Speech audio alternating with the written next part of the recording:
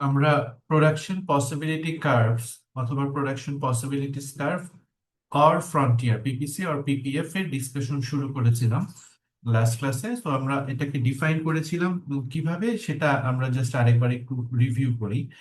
যে আমরা দেখেছিলাম, আমরা বলেছিলাম PPC is a graph or curve. So আমরা একটা কার্ভের সাহায্যে অনেকগুলো ইম্পর্টেন্ট ইকোনমিক কনসেপ্ট অ্যানালাইসিস করার ট্রাই করি।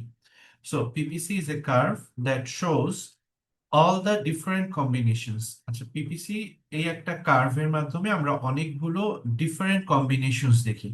সো ডিফারেন্ট কম্বিনেশন আমরা কিভাবে দেখি? আমরা যদি ধরেন এটা একটা কার্ভ, এই কার্ভের মধ্যে আমরা অনেকগুলো কম্বিনেশনস পাই। ধরেন এটা যদি এক্স হয়, এটা যদি ওয়াই হয়, তো এখানে দেখেন, এখানে যদি এক্স 1 ইউনিট হয়, এখানে আহ, ধরেন 2, এভাবে আমরা এখানে এক্স ধরেন 5 পর্যন্ত আসলাম। তো এটা পিপিসি কার্ভের উপর একটা কম্বিনেশন। এখানে এক্স প্রডিউস হচ্ছে 5 ইউনিট, ওয়াই প্রডিউস হচ্ছে 0 ইউনিট।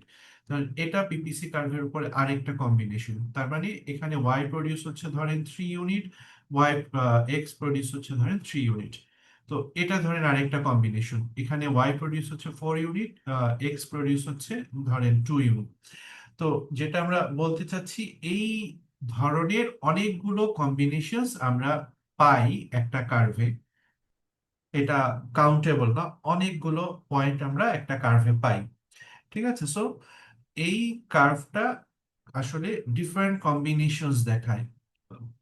কিসের কম্বিনেশনস দেখায়? দুইটা গুডস যে প্রডিউস হচ্ছে, এক্স আর ওয়াই, বা ক্যাপিটাল গুডস আর কনজাম্পশন গুডস, দুইটা গুডস। কেন? কারণ আমরা এটা গ্রাফিক্যাল মডেল, যেহেতু 2 ডাইমেনশনাল, একটা এক্সিসে এক্স আর একটা এক্সিসে ওয়াই দেখাই, সো এই কারণে আমরা দুইটা গুডসই দেখাই। তো এই যে দুইটা গুডস প্রডিউস হচ্ছে ডিফারেন্ট কম্বিনেশনসে, এটার যে গ্রাফিক্যাল রিপ্রেজেন্টেশন, এটাই পিপিসি। তো এই যে দুইটা গুডস প্রডিউস করব, কিভাবে প্রডিউস করব? আমার হাতে অ্যাভেইলেবল যে রিসোর্স আছে, সো আমার হাতে অ্যাভেলেবল যে রিসোর্স এন্ড টেকনোলজি আছে, resource means land, labour, capital, organisation. এটা আমাদের ফার্স্ট ক্লাসের ডিসকাশন। ইকোনমিক রিসোর্স বলতে আমরা চারটা ইম্পর্টেন্ট ফ্যাক্টর বুঝবো, যে land, labour, capital, organisation. And at the same time এটার সঙ্গে আমরা টেকনোলজিকে অ্যাড করি। তো আমার হাতে যে রিসোর্স আছে, সো আমি তো ইমিডিয়েটলি রিসোর্স বাড়াতে পারি না, কারণ আমি জানি আমার ফার্স্ট ক্লাসের আরেকটা ডিসকাশন ছিল আনলিমিটেড ওয়ান্টস এর এগেইনস্টে আমার লিমিটেড রিসোর্স আছে। লিমিটেড রিসোর্স, এটা আমার স্কেয়ারসিটি আছে। স্কেয়ারসিটি যে আছে, এটা আমি একনলেজ করি। একনলেজ করেই আমি এই লিমিটেড রিসোর্স দিয়ে আমি কিভাবে আমার আনলিমিটেড ওয়ান্টস ফুলফিল করব, সেটা অ্যানালাইসিস করার ট্রাই করি। আহ, তো এই যে রিসোর্স আছে আমার, অ্যাভেলেবল রিসোর্স, এই রিসোর্স গুলো কমপ্লিটলি আমি ইউজ করব। ইউজ করে আমি কতটুকু দুইটা গুডস এর ডিফারেন্ট কম্বিনেশন প্রডিউস করতে পারবো, সেটার যে গ্রাফিক্যাল রিপ্রেজেন্টেশন, সেটাই আসলে পিপিসি। সো পিপিসি কি দেখায়? পিপিসি পসিবিলিটিস দেখায়। কিসের পসিবিলিটিস? প্রোডাকশনের পসিবিলিটিস। কি প্রডিউস হবে? দুইটা গুডস প্রডিউস হবে। কতটা ওয়েতে প্রডিউস হবে? ডিফারেন্ট ওয়েতে, ডিফারেন্ট কম্বিনেশনস এ প্রডিউস হবে। এবং এটা আমরা কিভাবে প্রডিউস করবো? আমার রিসোর্স কি, আমার যে ফিক্সড বা কারেন্ট বা লিমিটেড অ্যাভেলেবল রিসোর্স আছে, টেকনোলজি আছে, সেটা ইউজ করে আমি এই দুইটা গুডস প্রডিউস করব। দেন আমরা মুভ করি, যে আমরা এই কার্ভটা কেন ইম্পর্টেন্ট, এটা আমাদের প্রথম ইম্পর্টেন্ট গ্রাফিক্যাল মডেল, যেটা ইউজ করে আমি different types of economic concept explain করতে পারি। এফিসিয়েন্সি অফ প্রোডাকশন, মানে productive efficiency of production. Inefficiency কখন হয় ইকোনমিতে? আমরা স্কেয়ারসিটি, যেটা আমরা পড়ে আসছি, স্কেয়ারসিটি আমাদেরকে ফোর্স করে চয়েস করতে, স্কেয়ারসিটিটা এক্সপ্লেইন করতে পারি। দেন আরেকটা ইম্পর্টেন্ট কনসেপ্ট অপরচুনিটি কস্ট, এটা আমরা অ্যানালাইসিস করতে পারি। অ্যাট দ্য সেম টাইম একটা ইকোনমি কিভাবে গ্রো করছে বা কখন কন্ট্রাকশন হতে পারে, এই জিনিসগুলো, এই ইম্পর্টেন্ট ফ্যাক্টরগুলো আমরা এই একটা কার্ভ দিয়েই অ্যানালাইসিস করতে পারি। সো এই কার্ভটা আমরা এখন অ্যানালাইসিস করব। ঠিক আছে, সো আমার যে বেসিক অ্যাজাম্পশন এটা একটু মাথায় রাখবেন যে আমার যে অ্যাভেলেবল রিসোর্সেস অ্যান্ড টেকনোলজি আছে আমি এটা ইউজ করতে পারবো, আমি জোর করে বাড়াতে পারবো না। তো আমি যদি আমার available resources and technology completely use করি, কমপ্লিটলি ইউজ করা মানে ইকোনমিতে কোনো আনএমপ্লয়মেন্ট না থাকা, এটা একটু ভালো মতো মাথায় ঢোকান। আমার যে রিসোর্স আছে, ল্যান্ড, লেবার, ক্যাপিটাল, অর্গানাইজেশন, এটা কমপ্লিটলি ইউজ হচ্ছে, এটার মানে হচ্ছে ইকোনমিতে আনএমপ্লয়মেন্ট না থাকা। ইকোনমির রিসোর্স গুলো ফুললি অর কমপ্লিটলি এমপ্লয়েড, এটার মানে হচ্ছে কোনো রিসোর্স বেকার নাই, কোনো রিসোর্স আনএমপ্লয়েড নাই। আমার লেবার আছে ধরেন 20 জন, 20 জনই ইকোনমিতে কাজ করছে। তার মানে আমার যে অ্যাভেলেবল রিসোর্স আছে লেবারের, সেটা আমি ফুললি ইউটিলাইজ করতে পারছি। কারণ এই 20 জনের মধ্যে 18 জন কাজ করছে, তাহলে আমার রিসোর্স কিন্তু ফুললি এমপ্লয়েড হতে পারছে না, কারণ আমি লেবারকে 2 জন লেবার কাজ করছে না, বা আমি কাজে লাগাতে পারছি না, ইকোনমি কাজে লাগাতে পারছি না। সো এই যে 18 জন কাজ করছে, 2 জন কাজ করছে না, এটাকে বলি আমরা আনএমপ্লয়মেন্ট। এটা শুধু লেবারের ক্ষেত্রে না, ল্যান্ডের ক্ষেত্রেও। আপনার আপনার ইকোনমিতে আছে 5 একর্স অফ ল্যান্ড। সো আপনার 4 ইউনিটস ল্যান্ডের মধ্যে আপনি কাজ করছেন, কাল্টিভেট করছেন বা ফার্মিং করছেন, আর 1 ইউনিট ল্যান্ড খালি পড়ে আছে, এখানে কোনো আপনি ফার্মিং করছেন না। দ্যাট মিনস ল্যান্ড, এই রিসোর্সটা এখন আনএমপ্লয়েড অবস্থায় আছে। আমাদের অ্যাজাম্পশন হচ্ছে কোনো আনএমপ্লয়মেন্ট নাই, পিপিসি কার্ভে কোনো আনএমপ্লয়মেন্ট নাই। পিপিসি কার্ভে আমার যে অ্যাভেলেবল রিসোর্স আছে এটা আমি কমপ্লিটলি ইউজ করছি, কমপ্লিটলি ইউজ করে আমি 2টা গুডস প্রডিউস করছি, 2টা গুডস আমি ডিফারেন্ট কম্বিনেশনে প্রডিউস করতে পারি সেটা দেখছি। তার মানে এটা আসলে 2টা গুডস এর প্রোডাকশন পসিবিলিটিস এর ডিফারেন্ট ওয়েজটা আমাদেরকে দেখাচ্ছে। ঠিক আছে, আমরা তাহলে আমাদের কার্ভটা অ্যানালাইসিস করা শুরু করব। এর আগে আমরা একটু বোঝার সুবিধার জন্য কিছু অ্যাজাম্পশন করে নিচ্ছি। আমরা অ্যাজিউম করে নিচ্ছি যে আমার যে রিসোর্স আছে সেটা গিভেন অথবা ফিক্সড, মানে আমরা যে লাস্ট টার্মটা ইউজ করি, using current resources or available resources and technology. So assume an economy with given resources and technology. So given resources কি কি? আপনার 20 ইউনিটস অফ লেবার আছে, আপনি এটা দিয়ে আপনার প্রোডাকশন করতে হবে। আপনি এটাকে 21-22 জনে কনভার্ট করতে পারবেন না, যেহেতু রিসোর্সটা লিমিটেড, আর লেবার বাড়ানো ইজ এ ডিফিকাল্ট টাস্ক, এবং এটা টাইম কনজিউমিং টাস্ক, অনেক টাইম লাগে। ঠিক আছে, যেটা আপনি করতে পারেন, লেবারের কোয়ালিটি বাড়াতে পারেন। কোয়ালিটি রিলেটেড লেবারের বা রিসোর্সের ডিসকাশনটা আমরা পরে করবো। আপাতত আপনার 20 ইউনিটস লেবার আছে, এটা ইউজ করে আপনার প্রোডাকশনটা করতে হবে। যদি 20 জনই ইকোনমিতে কাজ করে তাহলে ফুল এমপ্লয়মেন্ট, যদি 20 জন কাজ করার সুযোগ না পায় তাহলে আনএমপ্লয়মেন্ট। দেন আপনার হাতে আছে 4 units of capital, 2 acres of land, আর 2 units of entrepreneurship. That means মানে আপনার অর্গানাইজেশন, একটা অর্গানাইজেশন ধরেন 2টা গুডস তো প্রডিউস হচ্ছে, আমরা একটা ধরে নিচ্ছি এক্স আর একটা ধরে নিচ্ছি ওয়াই।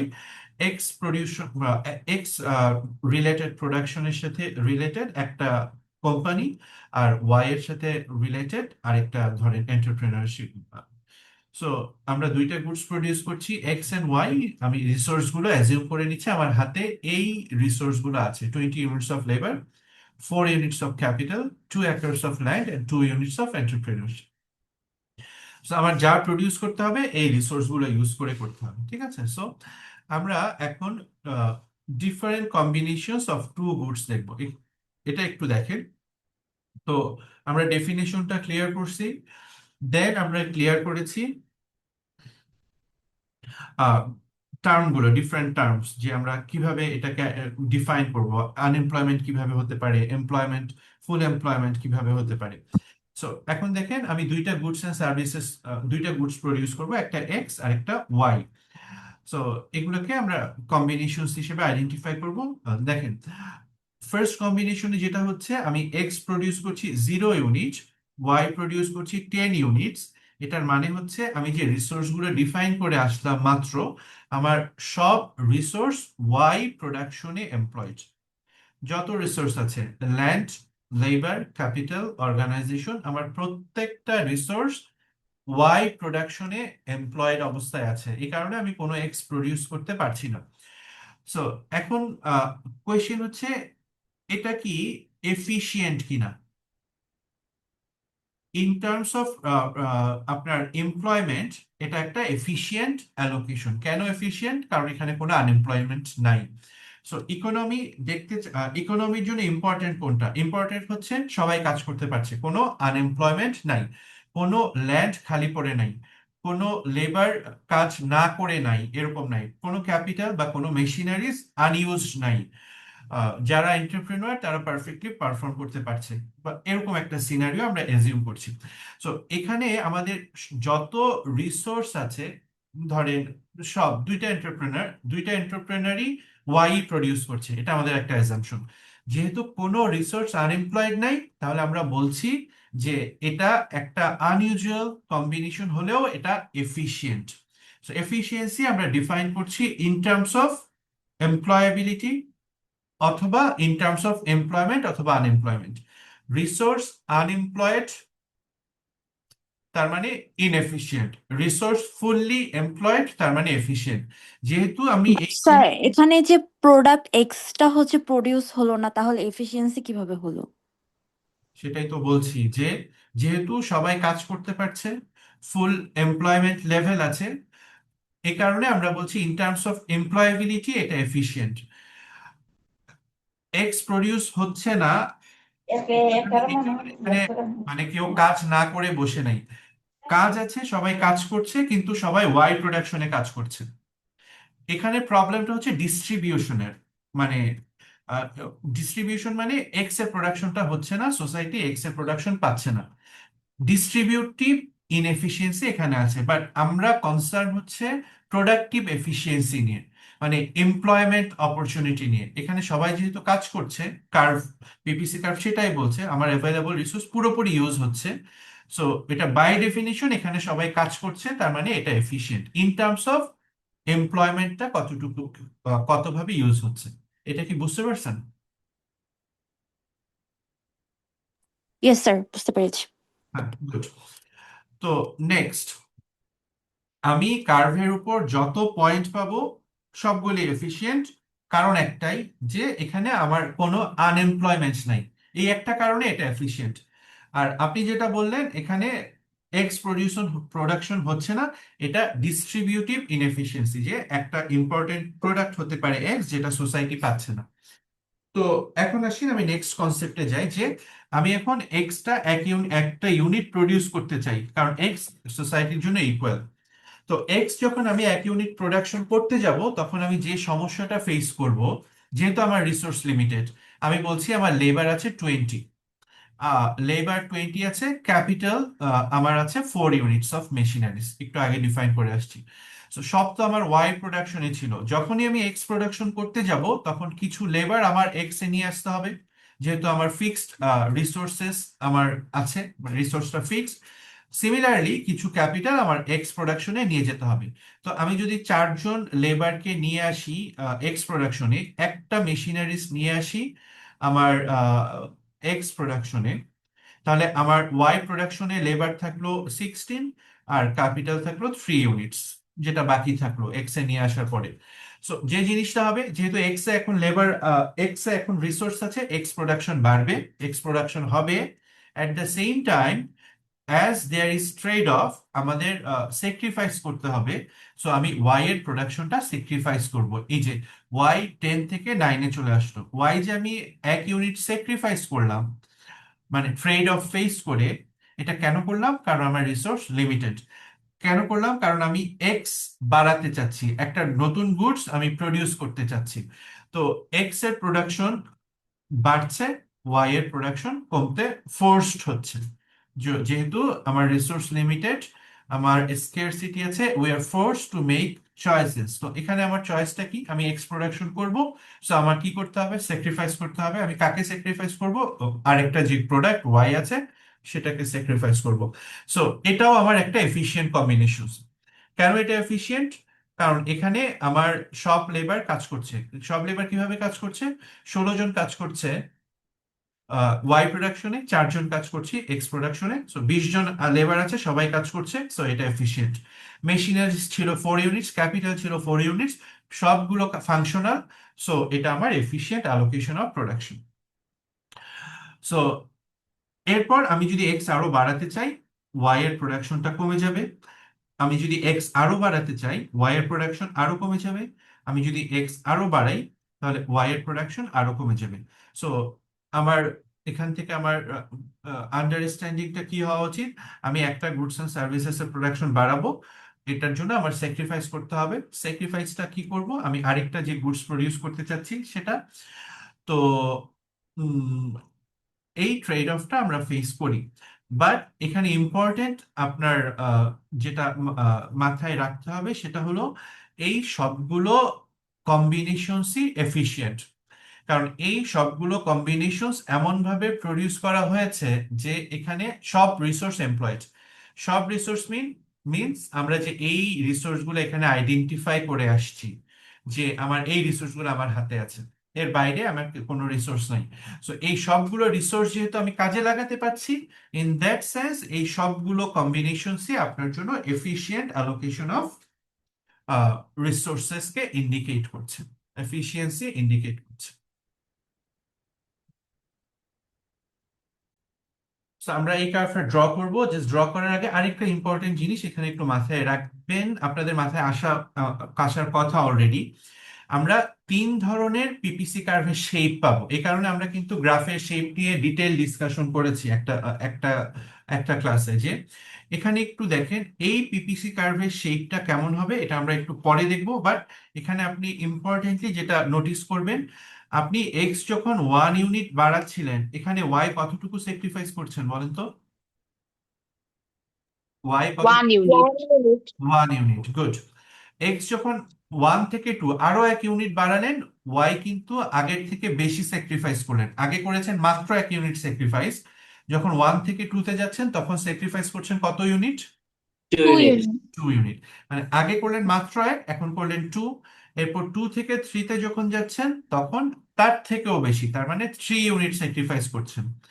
3 থেকে 4-এ যখন যাচ্ছেন তখন তার থেকেও বেশি, তার মানে 4 ইউনিট স্যাক্রিফাইস করছেন। সো এই যে পিপিসি কার্ভ, এখানে আপনি স্যাক্রিফাইস করছেন ইনক্রিজিং রেটে। কোন রেটে স্যাক্রিফাইস করছেন? Increasing sir. Increasing rate. Increasing rate। প্রথমে 1, তারপর তার থেকে বেশি 2, তারপরে 3, তারপরে 4। ঠিক আছে? এই লাস্ট কম্বিনেশন ই কম্বিনেশনটায় আপনার সব রিসোর্স এক্স প্রোডাকশনে এমপ্লয়েড। সব রিসোর্স এক্স প্রোডাকশন করলেও এটা এফিশিয়েন্ট, কারণ এখানে সব রিসোর্স কাজ করছে in terms of productive efficiency. But distributive বা অ্যালোকেশন অনুযায়ী বা এটা ইনএফিশিয়েন্ট, কারণ এখানে ওয়াইটা প্রডিউস হচ্ছে না। বাট আমরা প্রোডাক্টিভ এফিসিয়েন্সি নিয়ে কনসার্ন, যে যে কারণে এটা এফিশিয়েন্ট। সো এটা একটা কেস যেখানে আমরা কোন ধরনের স্যাক্রিফাইস দেখছি, ইনক্রিজিং রেটে স্যাক্রিফাইসটা দেখছি। আরেকটা কম্বিনেশন একটু দেখেন, কেস 2, এটা পিপিসির আরেকটা শেপ। সো এখানে দেখেন এক্স যখন বাড়ছে ওয়াই তখন কমছে, সেম কনসেপ্ট। একটা প্রোডাকশন বাড়াতে গেলে আরেকটা প্রোডাকশন কমাতে হবে, because resources are limited, we have scarcity, we face scarcity. So এখানে বলেন তো, এক্স যখন বাড়ছে 1 ইউনিট করে, ওয়াই কিভাবে স্যাক্রিফাইস করছি? কত ইউনিট স্যাক্রিফাইস? কনস্ট্যান্ট রেটে। হ্যাঁ, good। Constant rate sir. হ্যাঁ, ওয়াই আমার স্যাক্রিফাইস করতেই হবে, কারণ আমি এক্স এর প্রোডাকশন বাড়াতে চাচ্ছি। সো যখন একটা গুডস এর প্রোডাকশন বাড়াতে চাই, আরেকটা গুডস আমাকে স্যাক্রিফাইস করতেই হবে। এটা আমার এটা আমার বেসিক্স অফ ইকোনমিক্স, যেহেতু আমার স্কারসিটি আছে, রিসোর্সেস আর লিমিটেড। সো এখানে আমি প্রতিবার 2 করে স্যাক্রিফাইস করছি, তার মানে এটা কনস্ট্যান্ট রেটে স্যাক্রিফাইসটা বোঝাচ্ছে। লাস্টলি আপনি এখানে আমাকে একটু বলেন, এখানে আমি কোন রেটে স্যাক্রিফাইস করছি? কেস 3-তে প্রথমে এক্স বাড়াচ্ছি, ওয়াই প্রথমে কত ইউনিট বাড়লো বলেন তো? 4 4 ইউনিট ইউনিট কম। কমলো। 4 ইউনিট স্যাক্রিফাইস করলাম। এরপরে আমি কত ইউনিট স্যাক্রিফাইস করলাম? 3 ইউনিট 6 থেকে ডিক্রিজিং রেটে। সরি, প্রথমে 4 ইউনিট, এরপরে আমি করলাম 3 ইউনিট, মানে আগের থেকে কমে গেল। তারপরে এরপরে 2 ইউনিট, আগের থেকে কমে গেল, এরপরে তার থেকেও কম 1 ইউনিট। তাহলে কেস 3-তে আমি স্যাক্রিফাইস করছি, কেস 3-তে আমি স্যাক্রিফাইস ডিক্রিজিং করছি রেটে ডিক্রিজিং রেটে। ডিক্রিজিং রেটে। সো এইটা বোঝা আপনার গ্রাফ বোঝার জন্য ইম্পর্টেন্ট।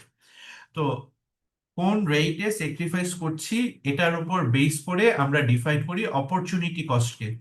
সো এটা আমরা যখন অপরচুনিটি কস্ট ডিসকাশন করব, আমরা যে এখানে দেখেছি, এই যে এখানে আমরা অপরচুনিটি কস্টটাকে ডিসকাস করব ইন ডিটেলস। কোন রেটে স্যাক্রিফাইস করছি এটা আমার অপরচুনিটি কস্ট বুঝতে আমাকে হেল্প করবে, ঠিক আছে? সো আপাতত আমরা এটাতেই ফোকাস করি। এখন আমরা এই কার্ভটা একটু ড্র করার ট্রাই করব। তো আমরা এটা আমাদের লাস্ট ক্লাসের ডিসকাশন যে এখানে এক্স বাড়ছে 1 2 3 4, ওয়াই কমছে, তাহলে এই কার্ভটা ডেফিনেটলি ডাউনওয়ার্ড স্লোপিং হবে। ডেফিনেটলি কোন শেপের হবে বলেন তো? Downward sloping. ডাউনওয়ার্ড স্লোপিং হবে, because there is a negative relationship. X এর প্রোডাকশন বাড়ছে, ওয়াই এর প্রোডাকশন কমছে। দুইটা ভ্যারিয়েবল অপোজিট দিকে মুভ করছে, এক্স ইনক্রিজ করছে, ওয়াই ডিক্রিজ করছে। এরকম অপোজিট দিকে যদি মুভমেন্টটা হয় দুইটা ভ্যারিয়েবলের, তাহলে এটা নেগেটিভ রিলেশনশিপ বোঝায়। নেগেটিভ রিলেশনশিপ আমরা যদি গ্রাফে ড্র করি, it has to be downward sloping. Then আমরা ডিসকাস করেছি ডাউনওয়ার্ড স্লোপিং 3 ধরনের হতে পারে। তো আমরা যদি এখানে একটু করে দেখি, একটা এটাও ডাউনওয়ার্ড স্লোপিং, এই কার্ভটাও ডাউনওয়ার্ড স্লোপিং, এই কার্ভটাও ডাউনওয়ার্ড স্লোপিং। এটা লাস্ট ক্লাসে শুরুতে আমরা ডিসকাশন করে নিয়েছি। সো আমার প্রথম কার্ভটা স্ট্রেট লাইন, সেকেন্ড কার্ভটা কি ছিল? Concave concave. কনকেভ থার্ড কার্ভটা কি ছিল? Convex convex. তো এটা কোন শেপের হবে এটা আপনি বুঝবেন কোন রেটে আমি স্যাক্রিফাইস করছি সেটা থেকে, ঠিক আছে? সো আমি যদি কনস্ট্যান্ট রেটে স্যাক্রিফাইস করি, যেটা আমরা কেস 2-তে দেখেছি, তাহলে আমার পিপিসি কার্ভটা হবে straight straight line. Line. Very good. আমি যদি ইনক্রিজিং রেটে স্যাক্রিফাইস করি, এখানে যে কেসটা দেখা যাচ্ছে আপনার, কনকেভ হ্যাঁ, মানে প্রথমে 1, তারপর তার থেকে বেশি, তারপর তার থেকেও বেশি, তারপর তার থেকেও বেশি যদি আমি স্যাক্রিফাইস করি, এটা ইনক্রিজিং রেটে স্যাক্রিফাইস হলে এটা হবে কনকেভ। দেন আমি যদি কেস 3-তে যেটা দেখেছি একটু আগেই, ডিক্রিজিং রেটে স্যাক্রিফাইস করি, তাহলে আমার কার্ভটা হবে কনভেক্স শেপের। তো এই 3টা পিপিসি কার্ভের শেপ আমরা পাবো, ঠিক আছে? সো আপনাকে ধরেন আপনার টেস্ট করার জন্য আপনাকে এরকম একটা স্কেডিউল দেওয়া থাকবে। এই স্কেডিউলে তো আপনাকে বলে দেওয়া থাকবে না এটা কোন রেটে স্যাক্রিফাইস হচ্ছে। এটা আপনার আইডেন্টিফাই করতে হবে এটা কোন রেটে স্যাক্রিফাইস হচ্ছে। দেন আপনার কার্ভটা ড্র করতে হবে। আপনার স্যাক্রিফাইস হচ্ছে ইনক্রিজিং রেটে, আপনি আঁকলেন একটা স্ট্রেট লাইন, তাহলে এটা আপনার আপনি এখানে কোনো মার্কস না পাওয়ার চান্সেসই বেশি, কারণ ইনক্রিজিং রেটে স্যাক্রিফাইস হচ্ছে এটা গ্রাফিক্যালি আপনি রিপ্রেজেন্ট করতে পারেন নাই। ইনক্রিজিং রেটে স্যাক্রিফাইস হচ্ছে এটা গ্রাফিক্যালি প্রপার রিপ্রেজেন্টেশন হচ্ছে আপনার কার্ভটা অবশ্যই কনকেভ হতে হবে, ঠিক আছে?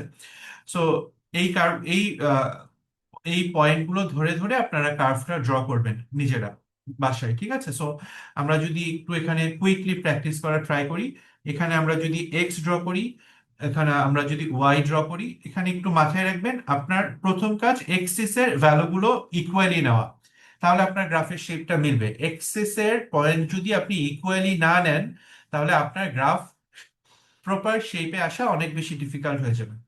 সো আমি আমার এক্স এক্সিসে আমি ড্র করব 0 1 2 3 4। তো আমি এখানে 1 2 3 4 এরকম আপনি ইকুয়াল ডিস্টেন্সে কার্ভটা নিবেন, 1 2 3 4। আপনার বেটার হয় এই ডিস্টেন্সটা আপনি যদি সেম রাখার জন্য স্কেল দিয়ে করেন, জাস্ট আপনার এক্সেস এর ডিস্টেন্সটা। এরপর ওয়াই এর জন্য আমার লোয়েস্ট ভ্যালু 0, হাইয়েস্ট ভ্যালু 10, তাহলে আমি 2 ডিস্টেন্স করে নিব। সো 2 ডিস্টেন্সটা যাতে এখানে যতটুকু 1 নিছেন তার থেকে বেশি হয়, ধরেন আমি 2 এখানে নিলাম। সো এখানে 1 যতটুকু, 2 যাতে তার থেকে ভিজুয়ালি বেশি হয়। আপনি 1 নিছেন এতটুকু ডিস্টেন্স, এখানে নিলেন 2, তাহলে আপনার গ্রাফ তো জীবনেও মিলবে না। আমার কথা বুঝতে পারছেন? সো এই ডিস্টেন্স নেওয়াটা উপর ডিপেন্ড করবে আপনার কার্ভটা প্রপার শেপের হচ্ছে কিনা। 2, 4, 6, 8, 10। সো এই পয়েন্টগুলোর উপর বেস করে আমি আমার পিপিসি কার্ভটা ড্র করব এখন। দেখেন 0 হলে 10, এটা কম্বিনেশন এ। কম্বিনেশন গুলো একটু লিখে রাখবেন। 0 হলে এক্স যখন 0, ওয়াই তখন 10, এটা আমার কম্বিনেশন এ।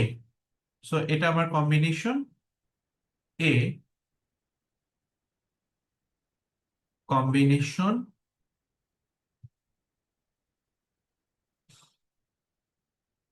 এ। এরপর যখন এক্স এর প্রোডাকশন 1, তখন ওয়াই এর প্রোডাকশন 9। এক্স যখন 1, ওয়াই তখন 9, এটা কম্বিনেশন বি। এক্স 1 এখানে, ওয়াই 9 হচ্ছে এইটা 10 এর মাঝখানে, তাহলে আমি এইখানে পয়েন্টটা নিলাম। 1 থেকে 9, 9 থেকে 1, এটা আমার কম্বিনেশন বি। কম্বিনেশন সি বলছে এক্স যখন 2, ওয়াই তখন 7। 6 আর 8 এর মাঝখানে আপনি 7 নিলাম, 2 আর 7 এখানে রাখলাম। 3 হলে 4, তাহলে 3 হলে আমার কম্বিনেশন ধরেন এইখানে, 3 থেকে 4 যাব, 4 থেকে 3 পর্যন্ত আসবো। সো এটা, এটা সি, এটা ডি। 4 হলে কত? 0। 4 হলে 0, এই কম্বিনেশনটা, এটা আমার কম্বিনেশন ই। তাহলে এই যে কম্বিনেশন গুলো এ, বি, সি, ডি, ই যদি আমি অ্যাড করি, তাহলে আপনার কার্ভের শেপটা এরকম কনকেভ হবে। শেপটা কেমন হবে বলেন? কনকেভ। কনকেভ। এই কার্ভ গুলো আমি ড্র করলাম, একটু ভালো মতো দেখেন। এই কার্ভটা আমি এভাবে ড্র করলাম, আপনারা একটু সুন্দর করে আঁকেন, ঠিক আছে? তো এটা এভাবে যদি ড্র করি, তাহলে আমার এই কার্ভটা আমি পেলাম। স্যার, খাতাতে কি গ্রাফটা একদম অ্যাকুরেট হইতে হবে? না, আপনার শেপটা যাতে বোঝা যায়, ও, ওকে। শেপটা বুঝে গেলেই হবে, ঠিক আছে? সো এই আমার কম্বিনেশন গুলো,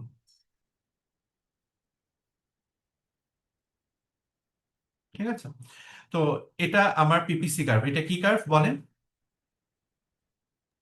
পিপিসি কার্ভ। PPC curve. তো এই পিপিসি কার্ভটা কেমন? Downward sloping. আপনার প্রথম কার্ভ ড্র করি, শেপটা এক্সপ্লেন করা। পিপিসি কার্ভটা শেপ কেমন? পিপিসি কার্ভটা downward sloping and concave. Concave. হ্যাঁ, তারপর আরেকটা লাইন এক্সপ্লেন করা যে এটা কেন downward sloping, because when x increases we have to sacrifice y, there exists a negative relationship। অথবা আপনি সংক্ষেপে বলেন as there is a negative relationship between x and y, it is downward sloping। দেন এটা কেন কনকেভ সেটা এক লাইনে বলা, because the rate of sacrifice is increasing. আমি ওয়াই স্যাক্রিফাইস করছি যেহেতু ইনক্রিজিং রেটে, it is naturally board out, বা এটা ন্যাচারালি অবশ্যই আপনার কি হবে? কনকেভ হবে, ঠিক আছে? তো এই হলো আমার পিপিসি কার্ভ, যেটা আমরা ড্র করলাম কনকেভ শেপের। শেপটা আমারটা কিন্তু সুন্দর হয় নাই, আপনাদেরটা যাতে সুন্দর হয়, হ্যাঁ, একদম সুন্দর। কনকেভ লাইনটা বোর্ড ইন না বলেছিলেন? না, বোর্ড আউট, বাইরের দিকে যাচ্ছে না,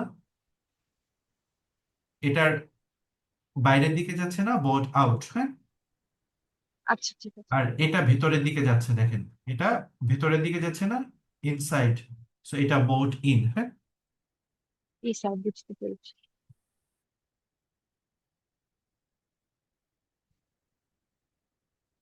সো এই কার্ভের উপর কতগুলো পয়েন্ট আছে বলেন তো?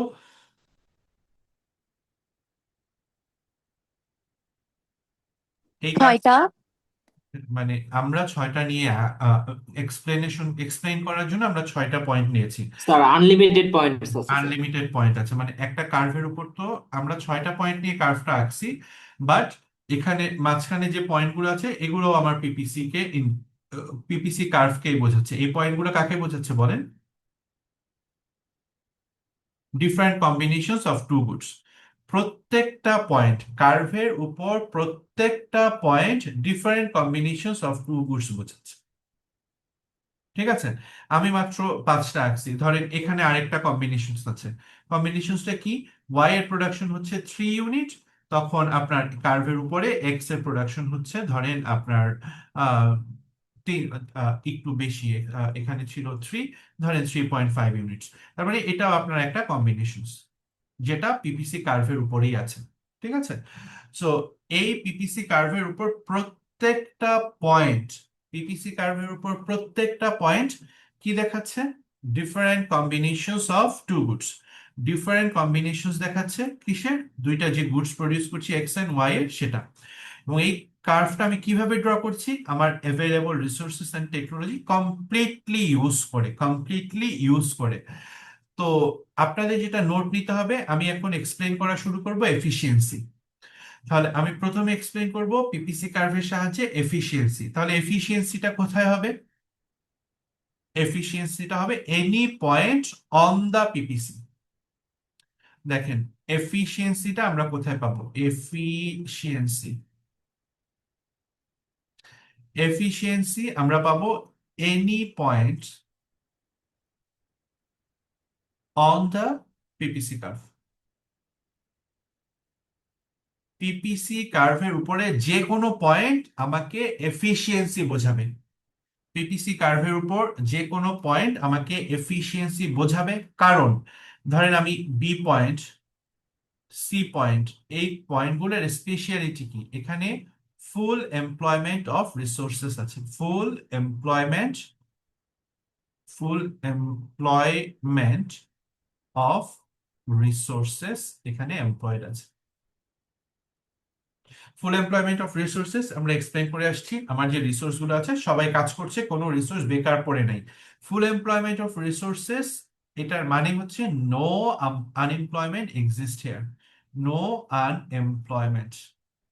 পিপিসি কার্ভের উপর যে কোনো পয়েন্টে কোনো আনএমপ্লয়মেন্ট নেই। এখানে আমার যা রিসোর্স আছে সেগুলো ফুললি এমপ্লয়েড। সো সাবসিকুয়েন্টলি যদি একটা ফার্ম, যে এন্টারপ্রেনিয়রটা বা যে ফার্মটা পিপিসি কার্ভের উপরে প্রডিউস করতে পারছে, ধরেন সে সি পয়েন্টে প্রডিউস করছে অথবা ডি পয়েন্টে প্রডিউস করছে অথবা ধরেন বি পয়েন্টে প্রডিউস করছে, যে ফার্মই পিপিসি কার্ভের উপরেই প্রডিউস করবে সেই ফার্মটা স্কিল ফার্ম, কারণ সে তার রিসোর্সকে কমপ্লিটলি ইউজ করতে পারছে। Skill farm. ঠিক আছে, সো এখান থেকে আমার কনক্লুশন হচ্ছে any point on the PPC curve indicate or explain efficiency in terms of full employment. That means all the resources are employed. All the resources are employed means there is no unemployment. There is no unemployment means all the resources, land, labor, capital, organization are in work completely. তার মানে যা resource আছে প্রত্যেকটা resource কাজ করছে, কেউ বেকার নাই। এই কারণে আমরা এটাকে এফিশিয়েন্ট অ্যালোকেশন অফ রিসোর্সেস বলছি। সো এখানে আমরা পাই efficient allocation of resources. Efficient allocation sir এগুলো কি গ্রাফের উপর লেখা লাগবে? অফ রিসোর্সেস, গ্রাফের উপরে না, এগুলো আপনি মানে গ্রাফের explain করবেন। হ্যাঁ, এক্সপ্লেন করতে? এই পয়েন্টগুলোকে বেস ধরে আপনি এক্সপ্লেন করবেন যে মানে কেন আমি এফিশিয়েন্ট বলছি। ঠিক আছে, জাস্ট ছোট করে এক্সপ্লেন করা যে আমি বলছি পিপিসি কার্ভের উপর যে কোনো পয়েন্ট এফিশিয়েন্ট। সো এটা কারণ কি? কারণ এখানে কোনো রিসোর্স আনএমপ্লয়েড নাই, এখানে কোনো আনএমপ্লয়মেন্ট নাই। কারণ এখানে যে রিসোর্সটা অ্যালোকেটেড হচ্ছে সেটা efficient because of the full employment of resources. আর ইন্ডিভিজুয়ালি যদি চিন্তা করেন, কোনো ফার্ম যদি পিপিসি কার্ভের উপর অপারেট করে, তাহলে আপনার কনক্লুশন হবে ফার্মটা স্কিলড বিকজ সে তার রিসোর্সকে প্রপারলি ম্যানেজ করতে পারছে। সো এই পয়েন্টটা একটু নোট, এই পয়েন্টগুলো একটু নোট নিয়ে রাখেন, এই পয়েন্টগুলো একটু নোট নিয়ে রাখেন। হ্যাঁ, দেন আমার নেক্সট স্যার কোয়েশ্চেন, নাম্বারটা স্যার কি লিখছেন একটু? Efficient allocation of resources. না স্যার 3 নাম্বারটা। ও, স্কিল ফার্ম। কোনো ফার্ম যদি পিপিসি কার্ভের উপর যদি প্রডিউস করে, তাহলে ফার্মটাকে আমরা স্কিল বলছি কারণ সে তার রিসোর্সকে ফুললি ইউটিলাইজ করতে পারছে। সো এটাকে আমরা ফুল ইউটিলাইজেশনও বলি, ফুল ইউটিলাইজেশন অফ রিসোর্সেস। তাহলে আপনারা এফিশিয়েন্সি এক্সপ্লেন করতে পারবেন? ইয়েস স্যার, পারবো। হ্যাঁ, গুড। এফিসিয়েন্সি যদি এক্সপ্লেন করতে পারেন, এখন আমরা ইনএফিসিয়েন্সি এক্সপ্লেন করার ট্রাই করব। তাহলে আমি এগুলো একটু মুছে দিই।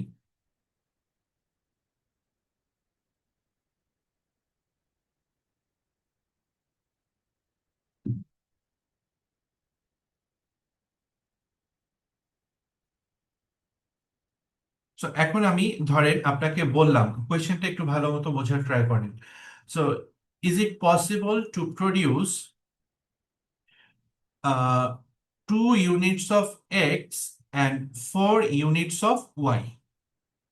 তাহলে আপনাকে এফ আরেকটা কম্বিনেশন দিয়ে জানতে চাওয়া হলো, is it possible to produce 2 units of x and 4 units of y? না স্যার, ইম্পসিবল। পসিবল আর ইম্পসিবল? ইম্পসিবল। না স্যার, সম্ভব। স্যার এটা সম্ভব স্যার, আমাদের সম্ভব কিছু লেবার বাদ যাবে আর কি, সম্ভব এক্সট্রা স্যার। হ্যাঁ, থাকবে, আনএমপ্লয়েড থাকবে। গুড। তাহলে দেখেন আমরা পয়েন্টটা কোথায় হবে কার্ভের ভেতর বলেন তো। আমরা তাহলে এখন 2 আর 4 এই পয়েন্টটা ড্র করব। তার মানে এক্স এর প্রোডাকশন 2 ইউনিট, ওয়াই এর প্রোডাকশন 4 ইউনিট। তাহলে এখানে 2, এখানে 4, তাহলে এই পয়েন্টটা হবে আমার এফ পয়েন্ট, যেটা মাত্র আমরা ইনকর্পোরেট করলাম। সো এখানে মেইন মেসেজটা এটা একটু ভালো মতো খেয়াল করেন, আমার যা রিসোর্স আছে সব ইউজ করে আমি কিন্তু কার্ভের উপরে প্রডিউস করতে পারি। এটা ফ্রন্টিয়ার্স মানে শেষ সীমানা রেখা। আমি হাইয়েস্ট প্রোডাকশন করতে পারবো কার্ভের উপর, কারণ আমার রিসোর্স এখানে সব আমি ইউজ করছি। তো আমার তো এখান থেকে মানে এফ থেকে আরো বেশি প্রোডাকশন করা পসিবল। আমি বেশি প্রডিউস করতে পারছি না। কেন পারছি না? স্যার আনএমপ্লয়মেন্ট রয়েছে আমাদের কারণ কিছু এখানে labor। আনএমপ্লয়মেন্ট আছে। Very good. তার মানে এখান থেকে আমার মেইন মেসেজটা হচ্ছে any points inside the PPC curve. PPC কার্ভের ভেতরের যে কোনো পয়েন্ট, any points inside the PPC curve explain the concept of inefficiency. Efficiency মানে ফুল এমপ্লয়মেন্ট অফ রিসোর্সেস, তাহলে ইনএফিসিয়েন্সি মানে এফিসিয়েন্সির অপোজিট, মানে এখানে আনএমপ্লয়মেন্ট এক্সিস্ট করছে। আনএমপ্লয়মেন্ট মানে আপনার 20 জন লেবার ছিল, সবাই যদি কাজ করতো, আপনি ধরেন পিপিসি কার্ভের উপরে এ বি সি ডি পয়েন্টে প্রডিউস করতে পারতেন। আপনার 20 জনের মধ্যে 15 জন কাজ করছে, 5 জন বেকার, তার মানে আপনি আপনার পিপিসি কার্ভের উপরে যেতে পারবেন না, কারণ ওটা highest level of production using your current resources. So আপনি এখন প্রডিউস করতে পারবেন কোথায়? পিপিসি কার্ভের ভেতরে প্রোডাকশন করছেন। তার মানে আপনি যখনই এই যে পিপিসি কার্ভের ভেতরে যে কোনো পয়েন্টই নেন, সবগুলো পয়েন্টই আপনাকে ইনএফিসিয়েন্সি বোঝাবে। কেন? পিপিসি কার্ভের ভেতরে প্রোডাকশন করার মানে হচ্ছে এখানে কোনো না কোনো ফর্মে আনএমপ্লয়মেন্ট এক্সিস্ট করছে, হয় লেবার, না হয় ক্যাপিটাল, না হলে আপনার ল্যান্ড, কোনো না কোনো ফর্ম আনইউজড আনএমপ্লয়েড অবস্থায় আছে। তাহলে এনি পয়েন্ট ইনসাইড দ্য ইনএফিসিয়েন্সিকে আমি কিভাবে ডিফাইন করব, এটা একটু লিখে রাখেন বা নোট নিয়ে রাখেন। Inefficiency, any points inside the PPC curve, inside the PPC, অথবা এটাকে আমরা বলি interior of the PPC. Interior means ভেতরের দিকে, interior of the PPC curve. Any point inside the PPC অথবা any point interior of the PPC curve indicates inefficiency of resources. So আপনি যে 4টা পয়েন্ট লিখেছিলেন আগে এফিসিয়েন্সির ক্ষেত্রে, এখানে তার opposite. So any point inside the PPC কি বোঝাচ্ছে? এখানে আনএমপ্লয়মেন্ট এক্সিস্ট করছে, আনএমপ্লয়মেন্ট এক্সিস্ট করছে। স্যার তাহলে এটার প্রথমে কি লিখবো? এফিসিয়েন্সি ইজ, বুঝি নাই, আবার বলেন। আপনি হচ্ছে গিয়ে এফিসিয়েন্সির ক্ষেত্রে তো লিখছিলেন any point on the PPC curve, পরে হচ্ছে এখানে গিয়ে আপনি লিখবেন details. Any points inside the PPC curve, এটা তো কমন, যে কোনো পয়েন্ট, any point inside the PPC indicates inefficiency. আর ইনএফিসিয়েন্সি মানে আনএমপ্লয়মেন্ট অফ রিসোর্সেস। দেন এখানে কোনো ফার্ম যদি প্রডিউস করে, তাহলে এটাকে আমরা বলি আনস্কিল্ড ফার্ম, আনস্কিল্ড ফার্ম। দেন এখানে যদি আপনার এখানে কি এক্সিস্ট করছে? Inefficient allocation of resources, inefficient allocation of resources. In inefficient allocation of resources. So, আপনি যখনই এই যে পিপিসি কার্ভের ভেতরে প্রোডাকশন করছেন, তাহলে এটাকে আমরা বলি আনস্কিল্ড ফার্ম, আনস্কিল্ড ফার্ম। দেন এখানে যদি আপনার এখানে কি এক্সিস্ট করছে? Inefficient allocation of resources, inefficient allocation of resources. এগুলো একটু মানে আগেরটার অপোজিট, আগেরটা যদি আপনার ক্লিয়ার থাকে এটা জাস্ট অপোজিট লেখা, ঠিক আছে? তাহলে আমার সেকেন্ড কনসেপ্টটা ক্লিয়ার হলো, ইনএফিশিয়েন্সি। সো ইনএফিশিয়েন্সি আমরা কিভাবে এক্সপ্লেন করছি? Any point inside the PPC. এটা কি ক্লিয়ার হলো একটু বলেন তো? ইয়েস জি স্যার। স্যার, বুঝতে পেরেছি। হ্যাঁ, গুড। এখন আমি নেক্সট স্যার 3 কনসেপ্ট, নাম্বারটা কি লিখছেন? আগে যেটা লিখছিলাম বাবা, এফিশিয়েন্ট, তার মানে এটা inefficient. Inefficient allocation of resources, inefficient allocation of resources. Next কনসেপ্টে আমি যাব, যাওয়ার আগে আমাকে বলেন যে আমি আপনাকে আরেকটা কম্বিনেশন দিলাম এখানে, দেখেন। আপনাকে আমি বললাম ধরেন is it possible to produce 2 units of x and ধরেন 6 units of y? Possible. Possible sir. কারণ এটা পিপিসি কার্ভের ভেতরে থাকবে, রাইট? 2 আর 6 টা কোথায় থাকবে বলেন? 2 inside the PPC curve. See, inside the PPC. Inside the PPC হলেই ইট ইজ পসিবল, বাট আপনাকে at the same time explain করতে হবে it is equally inefficient. Possible but inefficient, possible but inefficient. So এখন আমাকে বলেন next, just এটা একটু change করে আমরা বললাম is it possible to produce 2 units of x and 9 units of y? এটা ধরেন combination G. Is it possible to produce 2 units of x and 9 units of y simultaneously? বলেন নো স্যার। Impossible sir. কেন impossible? Impossible, sir. Sir আমার sir, labour নাই কারণ sir. আমার resource কম, হ্যাঁ, very আমার হ্যাঁ। প্রোডাকশন। তো দেখেন, আগে আপনাকে পয়েন্টটা গ্রাফে আইডেন্টিফাই করতে হবে। আপনার শুধু যদি আপনি এক্সপ্লেন করেন তাহলে আপনি হাফ মার্কস পাবেন, কারণ it is a graphical model. গ্রাফে আপনাকে আগে আইডেন্টিফাই করতে হবে আপনার পয়েন্টটা কোথায়। আমার কথা কি বুঝতে পারছেন? স্যার এটার জন্য কি আবার আলাদা একটা গ্রাফ আঁকা না লাগবে, না, ওই আগের গ্রাফের উপরেই করতে হবে? সব সেম গ্রাফে দেখাবেন, সেম গ্রাফে, মানে একই প্রথমে যে গ্রাফ। একটা গ্রাফ করবো ওই গ্রাফের ভিতরেই করবো? হ্যাঁ, একটা গ্রাফে সব এক্সপ্লেনেশন। তো 2 ইউনিট এখানে, 9 ইউনিটস এখানে, তাহলে এখানে চলে আসবে এই যে 2 থেকে 9, 9 থেকে 2, তাহলে এইটা হচ্ছে আমার জি পয়েন্ট।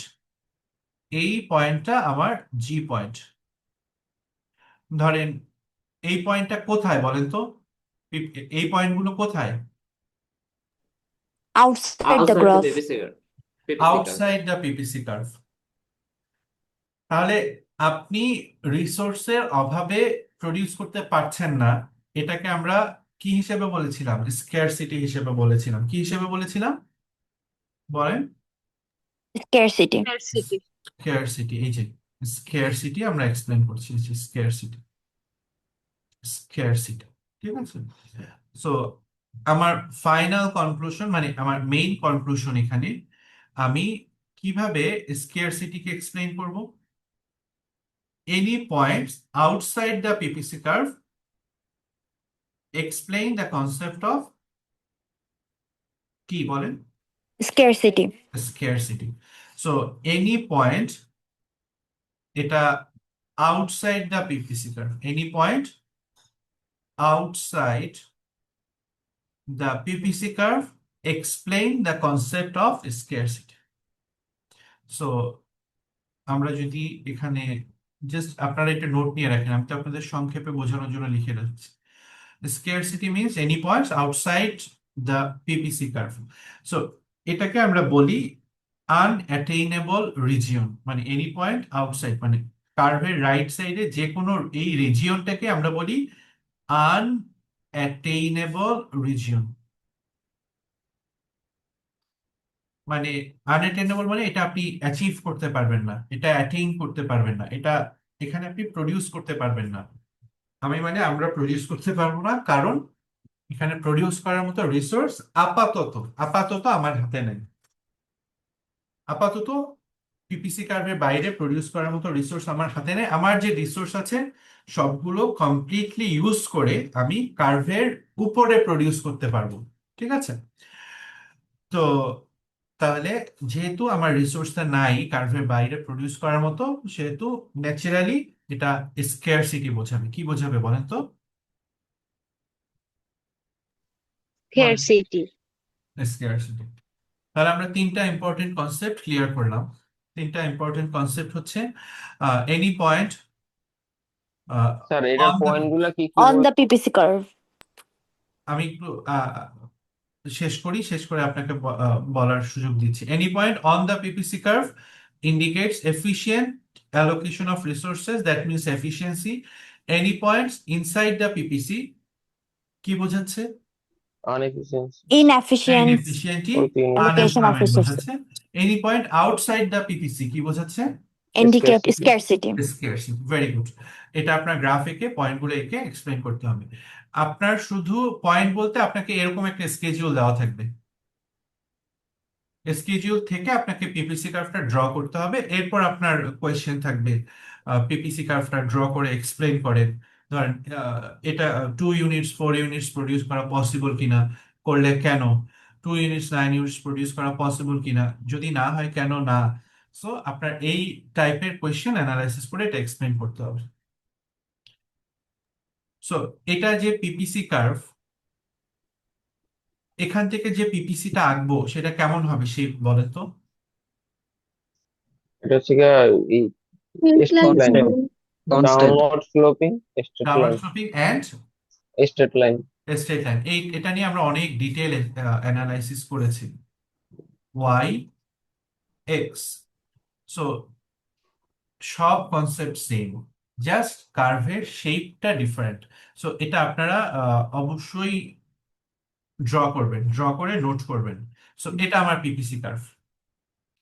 বাদ বাকি সব কনসেপ্ট একই। Any point on the PPC, এই any point on the PPC, ধরেন A point, B point, C point, any point on the PPC means efficiency. Any points inside the PPC কি বোঝাবে বলেন তো? বলে Inefficiency. inefficiency but labor any points outside the PPC unattainable Scarcity. Region. Scarcity বা unattainable region. হ্যাঁ। তো আমার এখানে জাস্ট ডিফারেন্সটা কি? কার্ভের শেপটা। সো আপনারা এই স্কেজুলটা একটু নোট নিয়ে রাখেন। এটা থেকে আপনারা কার্ভটা পয়েন্ট ধরে ধরে ড্র করবেন। আপনারা জানেন এটা স্ট্রেট লাইন, জাস্ট এভাবে এঁকে দিলেন এটা স্ট্রেট লাইন, এটা কিন্তু একসেপ্টেবল না। আপনাকে এখানে 1 হলে কত, 2 হলে কত, পয়েন্ট ধরে ধরে অ্যাজ কুইকলি অ্যাজ পসিবল আপনি গ্রাফটা শেষ করতে পারেন। এটা ট্রাই করতে হবে, কারণ আপনার এক্সামে প্রচুর গ্রাফ থাকতে হয়। গ্রাফে বেশি টাইম নেওয়া যাবে না, যত কুইকলি। স্যার এরকম কোশ্চেন থাকবে কটা মিনিটে? এগুলো আর জিজ্ঞেস করেন না বাবা, কোয়েশ্চেন প্যাটার্নটা বুঝেন। এটাই, কোয়েশ্চেন কয়টা থাকবে না থাকবে এটা আমি যখন কোয়েশ্চেন করতে বসবো তখন বোঝা যাবে। ঠিক আছে? সো স্যার তারা প্রত্যেকটা পয়েন্টই কি স্যার এক্সপ্লেন করতে হবে? মানে আমি যে কত রেট করে কমাইতেছি বা কোথায় পড়তেছে এফিশিয়েন্ট নাকি ইনএফিশিয়েন্ট, প্রত্যেকটা পয়েন্টই আমাকে এক্সপ্লেন করতে হবে? না, আপনার এফিসিয়েন্সি ইনএফিসিয়েন্সি স্কেয়ারসিটি বোঝার জন্য আলাদা পয়েন্ট লাগবে। আপনার এই স্কেজিউলে যেটা দেওয়া আছে এটা তো পিপিসির পয়েন্ট, তাই না? সো পিপিসির বাইরের পয়েন্ট ওটা আপনার একটা বা দুইটা স্পেসিফিক পয়েন্ট দেওয়া থাকবে। সো ওই একটা দুইটা পয়েন্ট ধরে আপনি এক্সপ্লেন করবেন। আমার কথা বুঝতে পারছেন? Yes sir. হ্যাঁ, আপনি বলেন এই কার্ভটা যদি আমরা ড্র করি, এখান থেকে যদি আমি পিপিসিটা ড্র করি তাহলে কার্ভের শেপটা কেমন হবে? Downward sloping and convex. হ্যাঁ, ডাউনওয়ার্ড স্লোপিং এন্ড কনভেক্স। তো এগুলো একটু কেয়ারফুলি খেয়াল রাখবেন। এটা হবে আমার পিপিসি। সো এখান থেকে শুরু হবে, এখান থেকে শুরু হয়ে এটা হবে আমার পিপিসি কার্ভ। এই গ্রাফ থেকে, এই স্কেজিউল থেকে যদি আমি ড্র করি, তো এখন যেটা ইম্পর্টেন্ট, সব এক্সপ্লেনেশন সেম। সব এক্সপ্লেনেশন সেম মিনস আপনার পিপিসি কার্ভের উপর এফিসিয়েন্সি, পিপিসি কার্ভের ভেতরে inside the PPC inefficiency, PPC কার্ভের বাইরে স্কেয়ারসিটি। আপনার জাস্ট ডিফারেন্ট শেপের কি মনে রাখতে হবে বলেন? কার্ভের তিনটা শেপ মনে রাখতে হবে: স্ট্রেট লাইন, কনভেক্স, কনকেভ। হ্যাঁ, স্ট্রেট লাইন, কনভেক্স, কনকেভ। কেন শেপটা চেঞ্জ হচ্ছে, এটা হচ্ছে আমরা অপরচুনিটি কস্ট এক্সপ্লেন করি। হ্যাঁ, অপরচুনিটি কস্ট আমরা এখন এক্সপ্লেন করি নাই, যে শেপটা একটু দেখিয়ে দিলাম যাতে আপনাদের মনে থাকে। আমরা আজকে এই শেপটা অ্যানালাইসিস করছি, আপনারা অবশ্যই বাকি দুইটা শেপ অ্যানালাইসিস করে আমাকে হোমওয়ার্ক হিসেবে আহ, বন্ধের স্যার পরে ওই যে submit করবেন। 3 নাম্বারটা একটু দেন স্যার, ছবি 3 নাম্বার, 3 নাম্বার।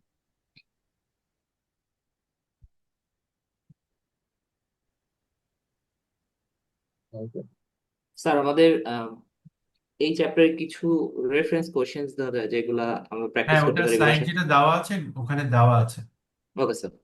হ্যাঁ, যে স্লাইডটা already uploaded, third topic PPC, so ওখানে কিছু প্র্যাকটিস কোশ্চেন দেওয়া আছে।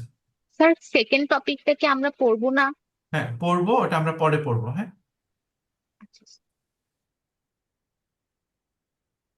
যেটুকু পড়াচ্ছি সেটাই আপনার সিলেবাস, আমি যেটা ক্লাসে বলছি সেটাই সিলেবাস। হ্যাঁ, এটা একটু মাথায় রাখুন। স্যার, আহ, আপনি বলেছিলেন বন্ধের আগে সিটির সিলেবাসটা বলে দিতে। হ্যাঁ, এই দুইটাই টপিকই, পিপিসি আর আপনার ফার্স্ট টপিক যেটা পড়ছি স্কেয়ারসিটি, ইকোনমিক সিস্টেম, চয়েস, এটা। ঠিক আছে, এটা নিয়ে আমরা পরে ডিসকাস করছি, আমরা তো এখনো শেষ করি নাই। আমরা মাত্র কয়টা কনসেপ্ট দেখলাম? তিনটা। তিনটা। তো আমার তো আরো দুইটা কনসেপ্ট বাকি আছে, সো এগুলো তো শেষ করতে হবে। ঠিক আছে, আমরা কুইকলি একটু ইকোনমিক গ্রোথ আর ইকোনমিক কন্ট্রাকশনটা এক্সপ্লেন করার ট্রাই করব। ঠিক আছে, সো এগুলো, এটা মোটামুটি এটা ইজিয়ার কনসেপ্ট। এখানে আপনার গ্রাফিক্যালি জাস্ট আপনি বোঝাবেন যে কিভাবে গ্রোথটা হচ্ছে। ঠিক আছে, কিভাবে গ্রোথটা হচ্ছে। তো গ্রোথটা কিভাবে হচ্ছে, গ্রোথ মানে কি একটু দেখেন, economic growth. So economy grow করছে, আপনি কিভাবে বুঝবেন? ইকোনমি আগের থেকে বেশি প্রডিউস করতে পারছে, ইকোনমির প্রোডাকশন করার ক্যাপাবিলিটি বাড়ছে। যদি ইকোনমির প্রোডাকশন করার ক্যাপাবিলিটি বাড়ে, তার মানে ইকোনমি গ্রো করছে। ওভার টাইম ইকোনমি বেশি প্রডিউস করতে পারছে। 2024-এ ইকোনমি প্রডিউস করছে ধরেন আপনার 50 ইউনিটস, 2025-এ ইকোনমির প্রোডাকশন বেড়ে 75 ইউনিটস হলো। তার মানে ইকোনমি ওভার দ্য ইয়ার বেশি প্রডিউস করছে, তার মানে ইকোনমি গ্রো করছে।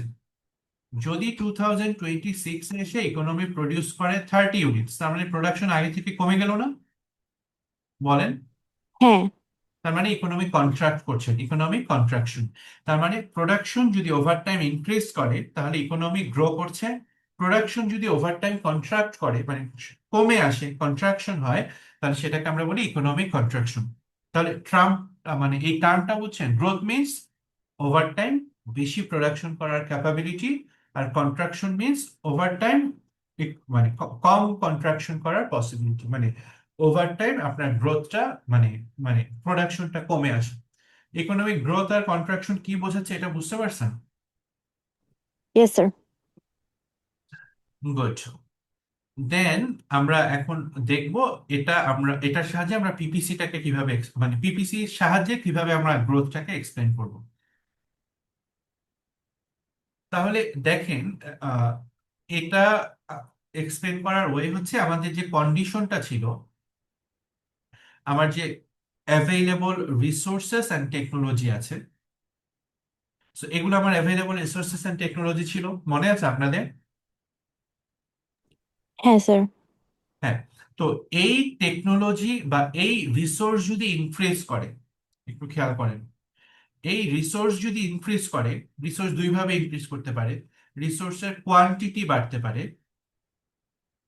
রিসোর্সের কোয়ালিটি বাড়তে পারে। তো আপনার ওভার টাইম 1 বছর 2 বছর পরে আপনার ধরেন লেবার বেড়ে 20 থেকে 25 হলো, তাহলে এই 5 জন বেশি প্রডিউস করবে না? বলেন। এখানে 5 জন ডেফিনেটলি। বেশি যেহেতু প্রডিউস করবে, ওভার টাইম ইকোনমিক প্রোডাকশন কিছুটা বাড়বে। আরেকটা জিনিস যেটা বেশি ইম্পর্টেন্ট, যেটাকে আমরা হিউম্যান ক্যাপিটাল বলি, যে এই 20 জন লেবারই আছে, বাট এদেরকে আপনি ট্রেনিং দিলেন, এদেরকে নিয়ে আপনি ট্রেনিং করে এদের যে ক্যাপাবিলিটি পারফর্ম করার সেটা ইনক্রিজ করলেন। তার মানে আপনি আপনার যে ইনপুট লেবার, আপনি আপনার ইনপুটের কি বাড়ালেন বলেন তো? কোয়ালিটি বাড়ালেন ট্রেনিং এর মাধ্যমে। সো ট্রেনিং এর মাধ্যমে কোয়ালিটি বাড়ালে কি হয়, যে লেবার আগে ধরেন 8 পিস শার্ট প্রডিউস করতে পারতো পার ডে, সেই লেবারই ধরেন 15 পিসেস অফ শার্ট প্রডিউস করতে পারে, জাস্ট বিকজ অফ ট্রেনিং। সেটা হতে পারে, খুব ভালোভাবে হতে পারে। অথবা এমন কোনো টেকনোলজিক্যাল ইনোভেশন আসলো, ধরেন ল্যান্ড, যে ল্যান্ডে বা কোনো একটা ধরেন আপনার ফার্টিলাইজার ইনভেন্ট হলো, বা কোনো একটা আপনার ইরিগেশন মেথডস ইনপুট হলো, যেটার মাধ্যমে আপনার ল্যান্ডের কি হয়, মানে আগে যেখানে হতো ধরেন 500 মেট্রিক টন প্রোডাকশন, এখন এটা ইনক্রিজ হয়ে 1000 মেট্রিক টন হলো। তার মানে প্রোডাকশন বাড়ছে, ওভার টাইম গ্রো করছে। সো যেটা মেইন মেসেজ, রিসোর্সের কোয়ালিটি যদি ইমপ্রুভ করে, রিসোর্সের কোয়ান্টিটি যদি ইমপ্রুভ করে, তাহলে ইকোনমি ওভার টাইম গ্রো করবে। আমার কথাটা কি বুঝতে পারছেন কি বলছি? একটু কুইকলি রেসপন্স করেন। Sir, yes sir. হ্যাঁ, রিসোর্সের কোয়ান্টিটি বাড়লে কোয়ালিটি, এই গ্রোথটা। হ্যাঁ, রিসোর্সের কোয়ান্টিটি বাড়লেও আপনার ওভার টাইম গ্রো হতে ইকোনমি গ্রো করবে, রিসোর্সের কোয়ালিটি বাড়লেও আপনার ওভার টাইম ইকোনমি গ্রো করবে। So over time economy grow করা, এটা আপনি কার্ভে কিভাবে দেখাবেন? কার্ভে এটা দেখাবেন যে আপনার আহ, আগে থেকে বেশি প্রডিউস করতে পারছেন। তাহলে 0-10 ছিল আগে, তাহলে এটা এখন ধরেন সব রিসোর্স যদি ওয়াইতে দেন, ওয়াই আগের থেকে বেশি প্রডিউস করতে পারবেন। আপনার সব রিসোর্স যদি এক্স এ দেন, এক্স আগের থেকে বেশি প্রডিউস করতে পারবেন। তাহলে এই পয়েন্টগুলো ডান দিকে সরে যাবে। দেখেন 0-10 যেটা ছিল এটা 0-20 হয়ে যাচ্ছে, এখানে এটা 0-4 ছিল, এটা 0-6 হয়ে যাচ্ছে। তার মানে সবগুলো পয়েন্ট যদি রাইট সাইডে সরে যায়, এই কার্ভটা রাইট ওয়ার্ড শিফট করবে। কি করবে বলেন তো? কোন দিকে শিফট করবে বলেন? Rightward. Rightward shift করবে। রাইট ওয়ার্ড শিফট করবে। শিফট কেন করবে?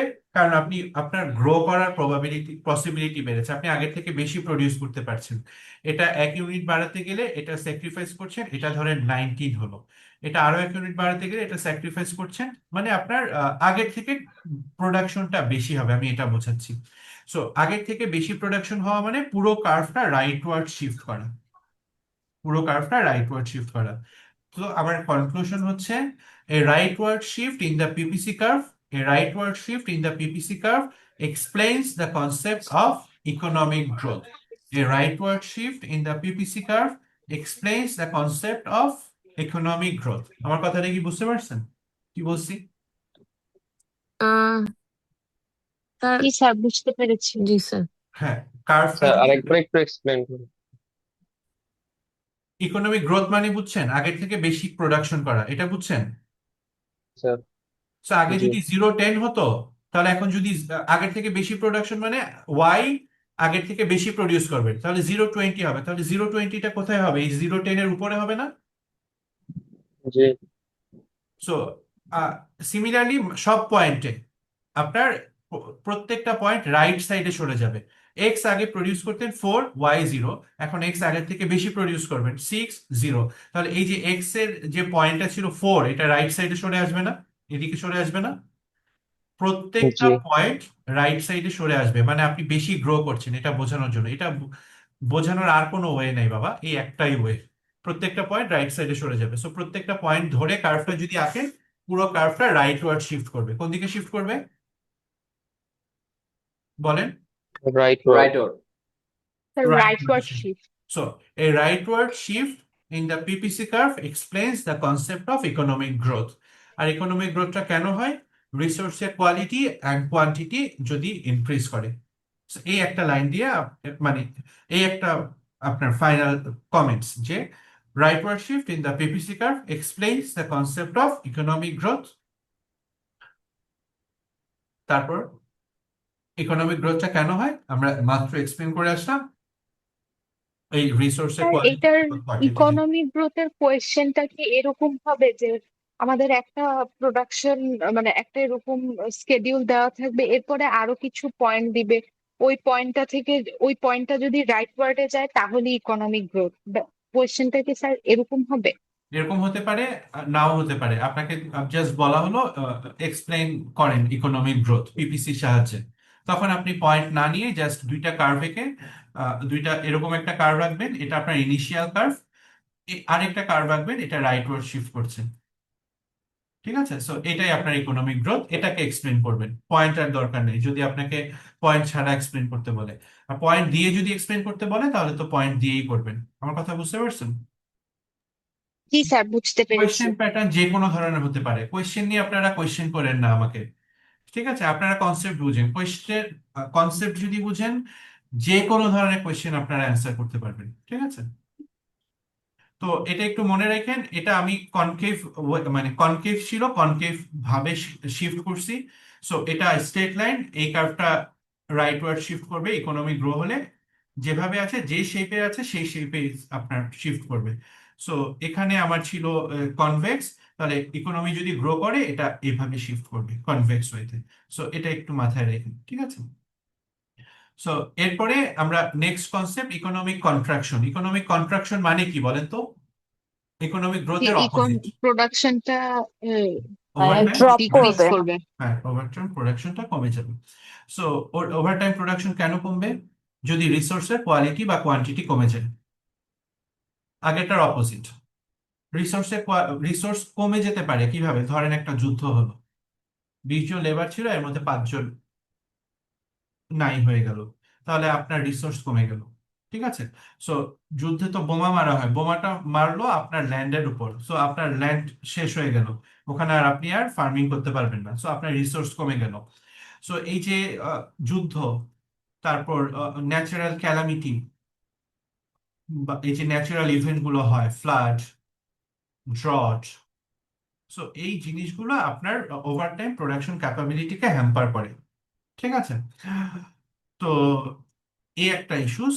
আর আপনি যদি টেকনোলজিকে অ্যাডপ্ট করতে না পারেন, আপনার প্রোডাকশন ডে বাই ডে কমবে, কারণ টেকনোলজিকে যত আপনি অ্যাডপ্ট করতে পারবেন তত আপনার রিসোর্স কোয়ালিটি কোয়ান্টিটি দুটোই বাড়বে। হোয়াট এভার কন্ট্রাকশন মিনস রিসোর্সের কোয়ালিটি কোয়ান্টিটি কমে যাওয়া।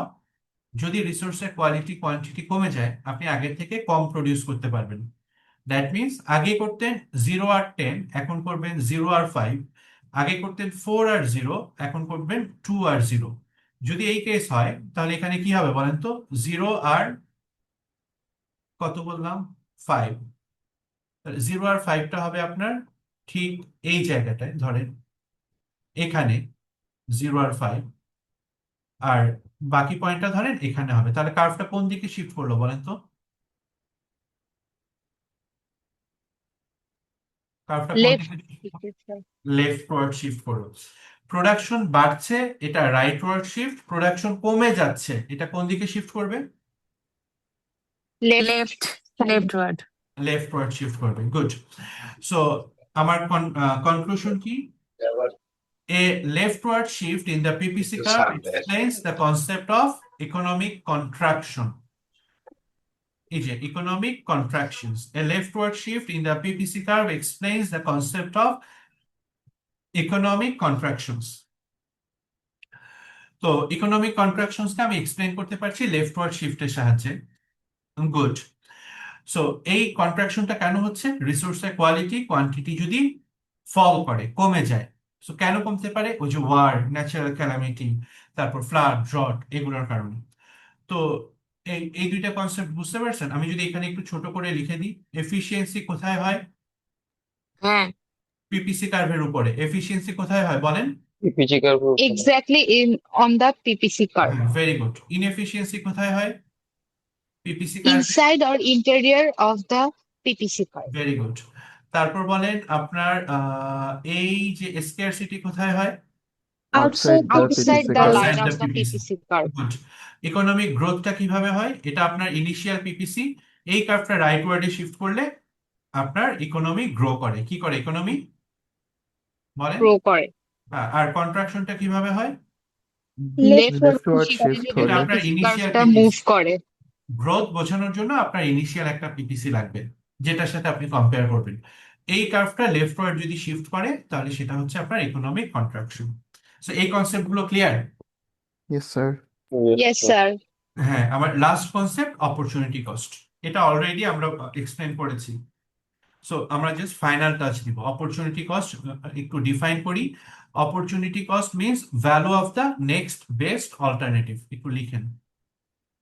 Opportunity cost means opportunity cost is the value of the next best alternative. Opportunity cost.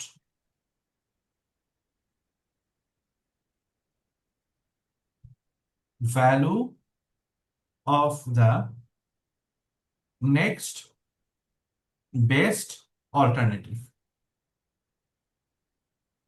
আপনারা ট্রেড অফ করেছেন না?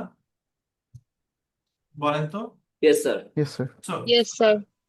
opportunity cost is one type of আপনার trade, Trade-off. But ডিফারেন্সটাকে একটু দেখেন। এখানে নেক্সট বেস্ট অল্টারনেটিভ কি বলা হচ্ছে বলেন তো? নেক্সট বেস্ট অল্টারনেটিভ, best তার মানে alternative আপনি দুইটা চয়েস থেকে যেটা বেছে নিচ্ছেন। ধরেন আপনার হাতে রিসোর্স হিসেবে 500 টাকা আছে। এই 500 টাকা দিয়ে আপনি দুইটা নোভেল কিনতে পারেন, দুইটা বই কিনতে পারেন, 2 ইউনিটস ধরেন আপনি বুকস কিনতে পারেন 500 টাকা দিয়ে, অর ধরেন আপনি একটা শার্ট কিনতে পারেন। ঠিক আছে? সো আপনার যে কোনো একটা করতে পারবেন 500 টাকা দিয়ে। সো দেখেন, আপনি যদি প্রেফার করেন, যেহেতু you have limited resource, only 500 টাকা, you have to make choices. আপনি চয়েস করলেন আপনি দুইটা বই কিনবেন। তো নেক্সট বেস্ট অল্টারনেটিভ কি আপনি স্যাক্রিফাইস করলেন? এই শার্টটাকে আপনি স্যাক্রিফাইস করলেন। আমার কথা কি বুঝতে পারছেন? Yes, sir. yes sir তাহলে এই যে 2 ইউনিটস বুকস এর অপরচুনিটি কস্ট হচ্ছে একটা শার্ট। অপরচুনিটি কস্ট কি বলেন? sorry একটা shirt. একটা শার্ট। সো এই যে value of the next best alternative, তাহলে নেক্সট বেস্ট অল্টারনেটিভ যে একটা শার্ট আপনি স্যাক্রিফাইস করলেন, এটা যে ভ্যালু সেটাই হচ্ছে আপনার অপরচুনিটি কস্ট। এটাকে আমরা বলি implicit cost. Implicit cost, implicit cost, implicit cost. Then আপনি চুজ করলেন আপনি একটা শার্ট প্রেফার করবেন, এই 500 টাকা দিয়ে আপনি শার্টই কিনবেন। তাহলে এই একটা শার্টের অপরচুনিটি কস্ট কি বলেন তো? বলেন। 2 units দুইটা books. books 2 ইউনিটস বুকস, অর্থাৎ value of the next best alternative. দুইটা অল্টারনেটিভ, এর মধ্যে যেটা আপনি চুজ করছেন ওটা ছাড়া বাকি যেটা স্যাক্রিফাইস করছেন নেক্সট বেস্ট অল্টারনেটিভ, সেটার যে ভ্যালু সেটা হচ্ছে অপরচুনিটি কস্ট। এটা শুধু আপনার জন্য না, এটা সবগুলো এন্টিটি, গভর্নমেন্টের জন্য ইম্পর্টেন্ট, ফার্মের জন্য ইম্পর্টেন্ট। ফার্মের সামনে দুইটা investment option, option A, option B. সে কোনটা প্রেফার করবে? সে যদি এ প্রেফার করে তার অপরচুনিটি কস্ট বি এর ভ্যালু, সে যদি বি প্রেফার করে তাহলে তার অপরচুনিটি কস্ট এ এর ভ্যালু। গভর্নমেন্টের সামনে দুইটা অপশন, সে ধরেন আরো একটা পদ্মা সেতু এস্টাবলিশ করবে, অথবা ধরেন ফ্যামিলি কার্ড দিবে। ঠিক আছে? তো এখন সে যদি ফ্যামিলি কার্ডের পেছনে সব টাকা ইনভেস্ট করে ফেলে, সে পদ্মা সেতু আরেকটা দিতে পারবে না। সো ফ্যামিলি কার্ডের অপরচুনিটি কস্ট পদ্মা সেতু। আবার সে যদি আরেকটা পদ্মা সেতু করে, এখানে প্রচুর টাকা লাগবে, ফ্যামিলি কার্ডে টাকা দিতে পারবে না, তাহলে পদ্মা সেতুর অপরচুনিটি কস্ট ফ্যামিলি কার্ড। তাহলে অপরচুনিটি কস্টের কনসেপ্টটা বুঝছেন? বলেন তো। yes sir জি স্যার, জি স্যার বুঝতে বুঝেছি পেরেছি। আপনি Sir, ডেফিনিশনটা আপনার একটু মনে রাখতে হবে, value sir, of the next best alternative. বলেন। sir, trade-off এর measurable term কি opportunity cost? ট্রেড অফটা একটা জেনারেলাইজ টার্ম। আপনি একটা অপশন যখন সিলেক্ট করছেন, অনেক অপশন স্যাক্রিফাইস করে আসছেন, এটা generalise term. But opportunity cost is more specific, next best Exactly. Alternative, এবং এটার ভ্যালু।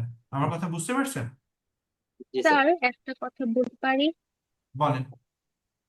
স্যার ব্যাপারটা হচ্ছে, ধরেন আমার কাছে আমি টোটাল 4টা জিনিস আমার সামনে আছে, তো আমি প্রথমটা নিলাম এবং 3টা ছেড়ে দিলাম, তখন ওটা ট্রেড অফ।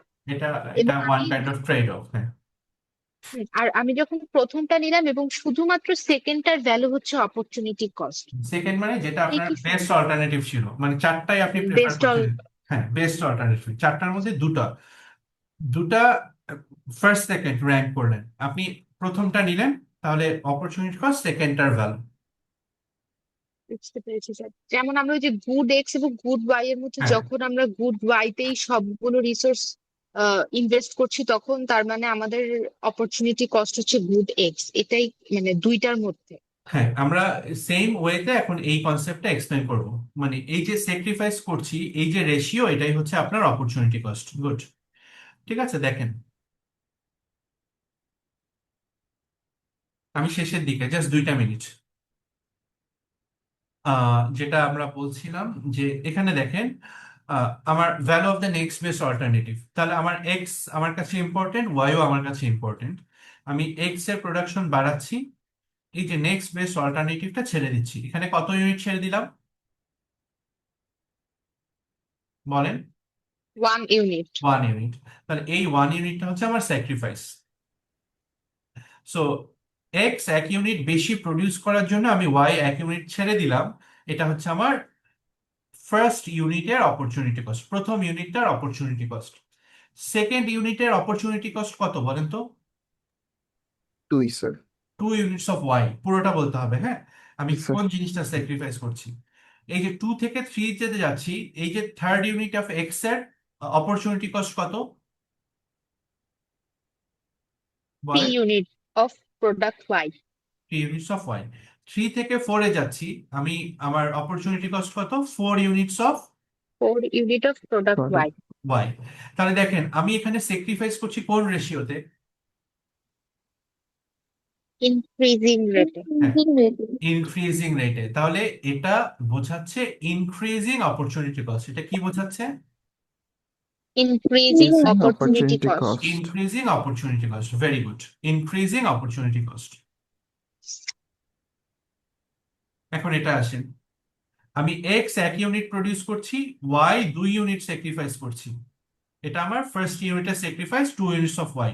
প্রতিবার আমার স্যাক্রিফাইস কত বলেন তো? 2 units of 2 Y. units 2 units 2 of of Y. product. যতবারই আপনি প্রোডাক্ট প্রডিউস ওয়াই। করেন, আপনার sacrifice 2 units of Y. 2 units of Y, তাহলে এটা কনস্ট্যান্ট অপরচুনিটি কস্ট। এটা কি opportunity cost?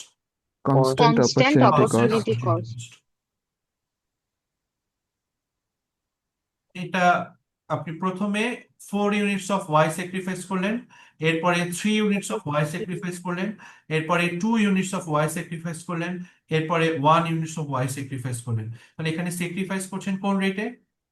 Decreasing Decreasing rate. Decreasing rate. রেটে। Decreasing rate. Decreasing opportunity cost বোঝাচ্ছে, ঠিক আছে। So Precisely. আপনার শেপটা ইম্পর্টেন্ট অপরচুনিটি কস্টের জন্য, ডিক্রিজিং অপরচুনিটি কস্টের জন্য convex, convex. Convex. Constant opportunity কস্টের জন্য Straight Straight line. line. Straight line. Yeah.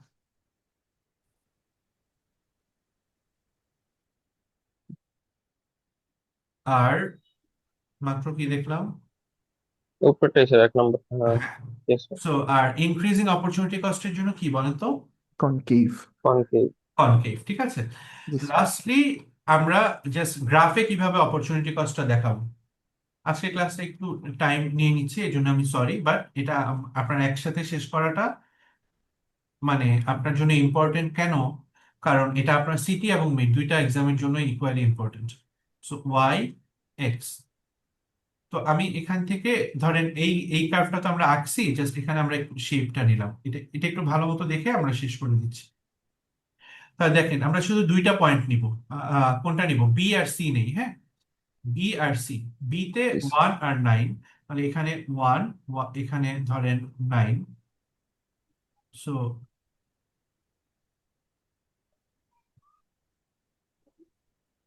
যাতে তারা আছে বের হয়ে যেতে পারেন, আমি আজকে সবাইকে প্রেজেন্ট দিয়ে দিব, যেহেতু সমস্যা নেই, ঠিক আছে। সো 1, এটা কত বলেন? 9. স্যার 9। এটা হচ্ছে গিয়ে 9। Yes. 9। যখন 2 তখন কত?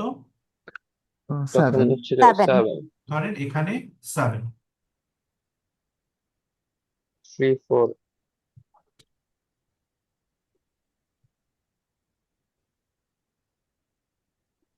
এখানে 2, এখানে ধরেন আপনার 3, এখানে ধরেন ফোর 4। সো আমার এত পয়েন্ট লাগবে না, আমি আপাতত দুইটা দিয়ে এক্সপ্লেন করি, হ্যাঁ। দেখেন, আপনি যখন আপনি ছিলেন কোথায়, বি থেকে যখন সি তে যাচ্ছেন, কোথায় যাচ্ছেন বলেন তো, বি থেকে যখন সি তে যাচ্ছেন, সিতে তখন কোন ঘটনাটা ঘটছে? এই যে এক্স এর প্রোডাকশন 1 থেকে 2 তে যাচ্ছে। এই যে দেখেন, এখানে এক্স এর প্রোডাকশন কোত্থেকে যাচ্ছে বলেন তো, 1 থেকে 2 তে যাচ্ছে না? এই যে 1 থেকে 2 তে,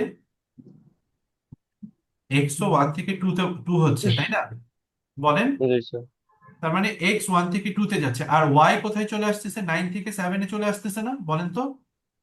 ইয়েস স্যার হ্যাঁ হ্যাঁ, তাহলে আমি যদি এখানে একটু বড় করে দেখাই, এই যে এখানে একটু দেখেন, সো এটা একটা পয়েন্ট, এটা একটা পয়েন্ট, বি আর সি। বি থেকে সি তে আপনি যখন যাচ্ছেন, এক্স 1 থেকে 2 হচ্ছে, আর এটা 9 থেকে 7 স্যার। হচ্ছে। তো দেখেন, এই বি থেকে সি তে যখন মুভ করছেন, তখন দুইটা জিনিস হচ্ছে। এই যে 1 থেকে 2 তে যে যাচ্ছেন, তার মানে আপনার এক্স ইনক্রিজ করার অপরচুনিটি বাড়ছে, রাইট?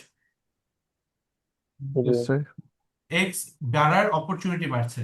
সো এটা যদি হয় opportunity to produce 1 more unit of x, এটার সাথে রিলেটেড 9 থেকে কমে আপনি 7 এ চলে আসছেন। এই যে 9 থেকে কোথায় চলে আসছেন, 7। তাহলে এই যে 9 থেকে যে 7 এ চলে আসছেন, এটা হচ্ছে আপনার কস্ট, স্যাক্রিফাইস যেটা মাত্র বলে আসলাম। 1 unit Y produce, X produce করতে আপনি এখানে 2 ইউনিট স্যাক্রিফাইস করছেন। 2 থেকে 3 তে গেলে, 7 থেকে 4 এ 3 ইউনিট স্যাক্রিফাইস করছেন। তো এই যে 1 থেকে 2 তে যাওয়ার সাথে সাথে 9 থেকে 7 এ চলে আসলেন, এই 9 থেকে 7 হচ্ছে আপনার কস্ট, আর 1 থেকে 2 হচ্ছে আপনার opportunity to produce 1 more unit of x. তো সেম 2 থেকে 3 তে এটা আপনার অপরচুনিটি, 7 থেকে 4 এ এটা আপনার কস্ট। ঠিক আছে? তো আপনার বটম লাইন কি, আপনার মেইন পয়েন্ট হচ্ছে যেটা মাথায় রাখবেন, দেখেন, এই যে বি থেকে সি তে আমরা মুভ করছি না, একটু বলেন তো, জি sir movement from B to C, মানে movement from one efficient allocation to another efficient allocation is opportunity cost. একটু ভালো মতো দেখেন, বি থেকে সি তে, এই যে একটা পয়েন্ট থেকে আরেকটা পয়েন্টে যাচ্ছি, এখানে দুইটা ঘটনা ঘটছে। এখানে আপনার এক্স এর প্রোডাকশন বাড়ছে, ওয়াই এর প্রোডাকশন কমে যাচ্ছে। এই যে বি থেকে সি তে যাচ্ছেন, একটা প্রোডাকশন বাড়াচ্ছেন, আরেকটা স্যাক্রিফাইস করছেন। এটা আমি কিভাবে ক্যাপচার করছি, দুইটা এফিশিয়েন্ট অ্যালোকেশনের মধ্যে কম্পেয়ার করে। সো আমার কনক্লুশনটা কি, movement from one efficient allocation, দেখেন, movement from one efficient allocation to another efficient allocation explains opportunity cost. So এই যে এখানে এটা যদি স্ট্রেট লাইন হয়, এই যে এ থেকে বি তে যাচ্ছি, দুইটা ঘটনা ঘটছে, এক্স এর প্রোডাকশন বাড়ছে, ওয়াই এর প্রোডাকশন কমছে। সো এটা আমার অপরচুনিটি, এটা আমার কস্ট। সো আমার একটা এফিশিয়েন্ট অ্যালোকেশন, এটা একটা এফিশিয়েন্ট অ্যালোকেশন পিপিসি কার্ভের উপর, বি আরেকটা এফিশিয়েন্ট অ্যালোকেশন পিপিসি কার্ভের উপর। সো একটা এফিশিয়েন্ট অ্যালোকেশন থেকে আরেকটা এফিশিয়েন্ট অ্যালোকেশনে আমরা যে মুভ করছি, এটাই আমাকে অপরচুনিটি কস্টটাকে এক্সপ্লেন করতে হেল্প করছে। সো এটা কি বুঝতে পারছেন বলেন তো? Yes sir yes sir.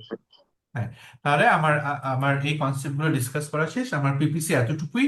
আমি যদি সাম আপ করি, যে এফিসিয়েন্সি কোথায় বোঝায়, any point on the PPC, inefficiency কোথায়, any point inside the PPC, scarcity কোথায়, any point outside outside the PPC, economic growth কিভাবে, রাইটওয়ার্ড শিফট, ইকোনমিক কন্ট্রাকশন কিভাবে, left leftward shift, leftward shift opportunity cost কি, PPC কার্ভের উপরে একটা point থেকে আরেকটা পয়েন্টের movement, efficient allocation to another efficient allocation এ যে মুভমেন্ট পিপিসি কার্ভের উপরে, সেটাই আমাকে অপরচুনিটি কস্টটাকে এক্সপ্লেন করে। অপরচুনিটি কস্ট তিন টাইপের হয়, ইনক্রিজিং, ডিক্রিজিং, কনস্ট্যান্ট। অপরচুনিটি কস্টের টাইপের উপর পিপিসি কার্ভের শেপও তিন ধরনের হয়, কনভেক্স, কনকেভ, স্ট্রেট লাইন। এইটুকু হচ্ছে আমাদের পিপিসি নিয়ে ডিসকাশন। আপনারা এই রেকর্ডিংটা আমি আপলোড করে দিব আপনাদের আজকে ইএলএমএস, আজকে বা কালকে। সো এটা দেখে আপনারা এই টপিকটা কভার করে ফেলবেন ভালো মতো।